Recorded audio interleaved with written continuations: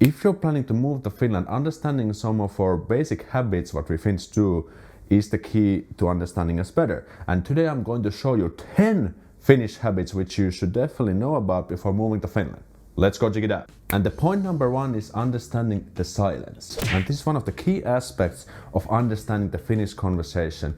Silence is completely normal and natural thing. And it doesn't mean that things are getting awkward. It just means that no one in the conversation has anything meaningful or important to say. So if you come from a culture where the conversation is usually very sparkling and people are like throwing comments and saying funny things here and there, in Finland it can be quite different. So if you end up in a conversation with Finns and you don't have anything important to say and there's a moment of silence, don't panic because like I said, it's completely natural and okay. Just take a breather, keep your cool, and just try to think of some other topic or question so you can continue the conversation. That's it. And the Finnish habit number 2 is drink milk.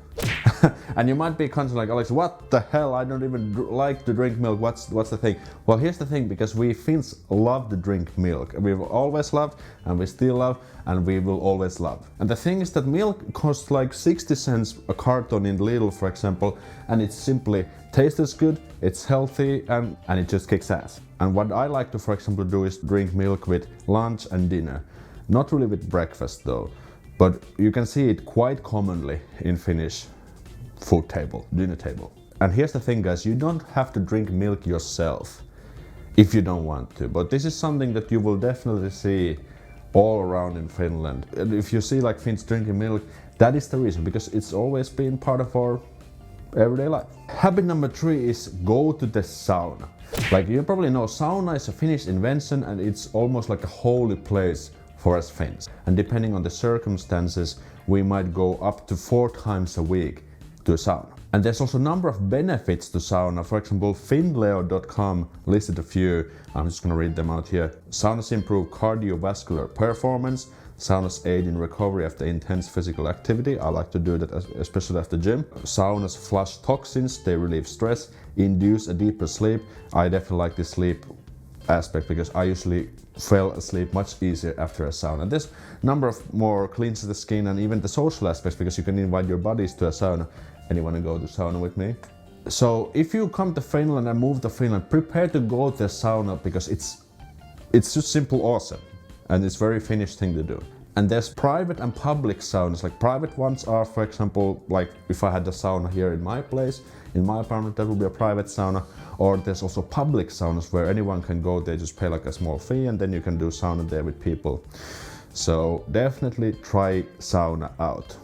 Make sure to do that. And continuation to the sauna one, number 4, being naked. And fantastics, don't get alarmed, like this is not really a thing we do in public. This is usually done in the sauna. But sometimes you might unexpectedly run into some naked Finns.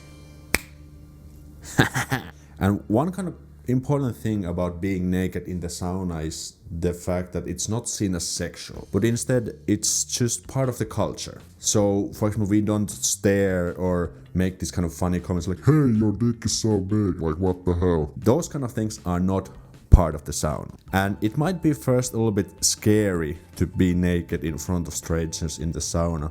But again, my tip is just take it step by step and just embrace it. And another thing is that you don't have to be naked with the opposite sex in public sauna, for example. Of course, unless you want. And the thing number 5 is the personal space. Again, one of the things that is very known from the memes and you know, from very Finnish problems and so on, but it's actually a thing here. We Finns are not used to talk to strangers and we don't really come too close with the people that we don't really know. So this is especially to keep in mind when you're approaching Finns, when you go to talk to someone new.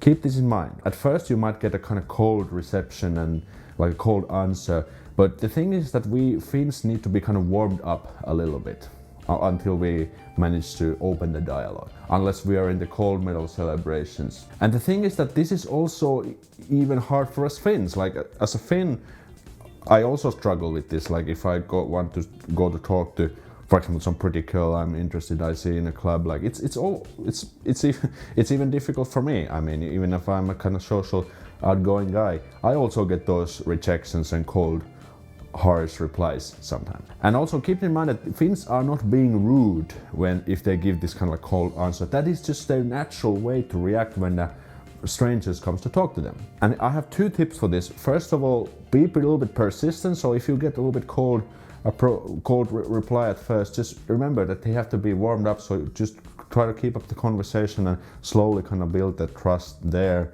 And secondly, go talk to as many Finns as possible, because there's very social Finns, like for example I am quite social in my opinion, and then these kind of like a shy, a little bit more reserved Finns. And the more people you go talk to, the higher chance you have to find those funny, open-minded, international-minded Finns as well. So keep those tips in mind. And the tip number 6 is going to the nature. Finnish nature, one of the most awesome things in the world. And the Finnish nature offers lovely views and the Finnish nature offers lovely views to great views. The Finnish nature offers lovely views to great environments. And did you know, Fantastics, we have this thing called jokamiehen oikeudet, or everyone's right in Finland. And basically it means that everyone is allowed to travel and enter to a privately owned forest. And you can even fish there, pick up some flowers, mushrooms, and even set up a camp there, as long as you're not too close to any private homes out there. So even the Finnish legislation allows and even encourages people to enjoy the nature. And this is definitely something I should do more. Well, of course I live here in Helsinki, the nature isn't really super close, but it's definitely like reachable, and there's some really nice national parks quite close to Helsinki. So I haven't done those that much, but that's definitely one thing I should improve. Habit number 7, make sure to remove your shoes when you are entering a Finnish home. This might sound very obvious, but yet it's still very important. Make sure to take off your shoes when coming indoors, because if you don't, all the shit and the sand and all this kind of snow, whatever, travels or gets into your apartment and messes up things. So who wants that? And we don't have this kind of like indoor shoe culture like in Japan. So you leave your shoes at the entrance, and then you usually have these kind of indoor sandals what you wear indoors. But in Finland we don't really do that. For example, I'm always just wearing socks or wool socks sometimes in Finland, or in the winter. Some people do that, especially, for example, I've seen professors at the school having like this kind of very cozy indoor shoes at the university, because they're standing a lot, and if you just have these regular shoes they might kind of get sweaty. So it's kind of up to your preference, but just make sure that when you're coming to Finnish home, apartment and so on, just take off your shoes. Straightforward and simple. And habit number 8 is keep in mind that people love to use card here instead of cash. Finland is a country which works heavily with debit and credit cards. Cash is still of course used, but all the time less and less. So if you're a cash person yourself, you'll be fine. You'll be fine because all the shops do still accept cash.